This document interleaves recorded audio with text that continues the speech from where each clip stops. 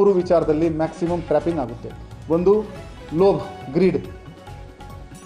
ಇದು ತುಂಬ ಚೀಪ್ನಲ್ಲಿ ಇದೆ, ಇದು ಇದೆ, ಈ ಕ್ಲಿಕ್ ಮಾಡಿ. ದಯವಿಟ್ಟು ಸ್ಟ್ಯಾಂಡರ್ಡ್ ಲಿಂಕ್ಸ್ ಎಷ್ಟು ಇರುತ್ತೆ ಅದಕ್ಕೆ ಮಾತ್ರ ನೀವು ಕ್ಲಿಕ್ ಮಾಡಬೇಕು.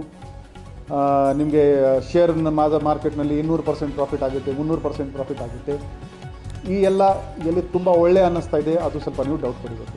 ಸೊ ಕೆಲವು ಸೈಬರ್ ಕ್ರೈಮ್ ಗ್ರೀಡ್ ಬೇಸ್ಡ್ ಆಗ್ತಾ ಇದೆ ನಮ್ಮ ಜಿಲ್ಲೆಯಲ್ಲಿ. ಸೆಕೆಂಡ್ ಇದೆ ಫಿಯರ್ ಬೇಸ್ಡ್ ಅಂದರೆ ನಿಮ್ಮ ಪಾರ್ಸಲ್ ಬಂದಿದೆ, ಪಾರ್ಸಲ್ನಲ್ಲಿ ನಾರ್ಕೋಟಿಕ್ಸ್ ಇದೆ, ನಿಮಗೆ ನಾವು ಡಿಜಿಟಲ್ ಅರೆಸ್ಟ್ ಮಾಡ್ತಾ ಇದ್ವಿ. ದಯವಿಟ್ಟು ಎಲ್ಲ ಸಾರ್ವಜನಿಕರು ಅರ್ಥ ಮಾಡ್ಕೊಳ್ಳಿ, ಡಿಜಿಟಲ್ ಅರೆಸ್ಟ್ ಅಂತ ಯಾವುದೇ ಕಾನೂನಿನಲ್ಲಿ ಪ್ರೊವಿಷನೇ ಇಲ್ಲ. ನಿಮಗೆ ಬೈ ಚಾನ್ಸ್ ಯಾರು ಹೇಳಿದರೆ ಹೌದು ಸ್ವಾಮಿ ಒಂದು ನಿಮಿಷ ಕಾಯಿರಿ ಅಂತ ನಿಮ್ಮ ಮನೆಯವರಿಗೆ ಯಾರಿಗೆ ನಿಮ್ಮ ಪಕ್ಕದ ಪೊಲೀಸ್ ಸ್ಟೇಷನ್ಗೆ ಕಳಿಸ್ಕೊಡಿ, ನಾವು ನಿಮಗೆ ಅದ್ರ ಬಗ್ಗೆ ಕ್ಲಾರಿಫಿಕೇಷನ್ ಇಮಿಡಿಯೇಟ್ಲಿ ಕೊಡ್ತೀವಿ. ಆ ಭಯ ಪಟ್ಕೋಬಾರ್ದು. ಅವರು ಎಷ್ಟು ಕ್ರಿಮಿನಲ್ ಮೈಂಡ್ ಆಗಿಬಿಟ್ಟಿದ್ದಾರೆ ಅಂದರೆ ಅವರು ನಿಮಗೆ ಹೇಳ್ತಾರೆ ಅಕ್ಕಪಕ್ಕದಲ್ಲಿ ಪೊಲೀಸ್ ಸ್ಟೇಷನ್ ಇಲ್ಲಿ ಹೋಗಬೇಡಿ, ಇಲ್ಲಾಂದರೆ ನಿಮಗೆ ನಾವು ಬಿಡಲ್ಲ ಅಂತ ಆ ಥರ ನಿಮ್ಮ ಮನಸ್ಸಿನಲ್ಲಿ ಗಾಬರಿ ಮಾಡ್ತಾರೆ. ಮೂರನೇದು ಲಸ್ಟ್ ಬೇಸ್ಡ್ ಇದೆ. ಯಾರೋ ಹುಡುಗಿರಿ ಒಂದು ಫೋಟೋ ಹಾಕ್ತಾರೆ, ನನ್ನ ಫ್ರೆಂಡ್ ಆಗಿ ನಿಮ್ಮದು ಪ್ರೈವೇಟ್ ಫೋಟೋಗ್ರಾಫ್ ಶೇರ್ ಮಾಡಿ ನಿಮ್ಮದು ವಿಡಿಯೋ ಚಾಟ್ ಮಾಡ್ತೀನಿ ನಿಮ್ಮ ಜೊತೆಗೆ ಅಂತ ಹೇಳ್ಕೊಂಡು ಆ ಸ್ಕ್ರೀನ್ಶಾಟ್ ತಗೋತಾರೆ.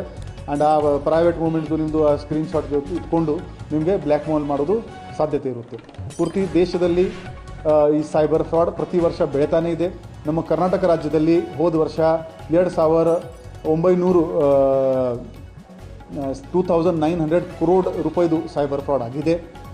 ದಯವಿಟ್ಟು ಈ ಮೂರು ಡೇಂಜರ್ಸಿಂದ ನೀವು ಸ್ವಂತಕ್ಕೆ ಕಾಪಾಡಬೇಕು. ಯಾವುದೇ ಟೈಮ್ ಇರಲಿ ನಿಮಗೆ ಡೌಟ್ ಬಂತು ಅಂದರೆ ನಮ್ಮದು 112ಗೆ ಕರೆ ಮಾಡಿ, ಇಲ್ಲಾಂದರೆ ನಮ್ಮ ಬೆಳಗಾವಿ ನಗರ ಪೊಲೀಸ್ದು ಸೈಬರ್ ಪೊಲೀಸ್ ಸ್ಟೇಷನ್ಗೆ ಕರೆ ಮಾಡಿ. ನಾವು ತಕ್ಷಣವೇ ನಿಮಗೆ ರೆಸ್ಪಾನ್ಸ್ ಮಾಡ್ತೀವಿ. ಯಾವುದೇ ಕಾರಣಕ್ಕೂ ಈ ಸೈಬರ್ ಕ್ರೈಮ್ಗೆ ವಿಕ್ಟಿಮ್ ಆಗ್ತೀವಿ. ಧನ್ಯವಾದ.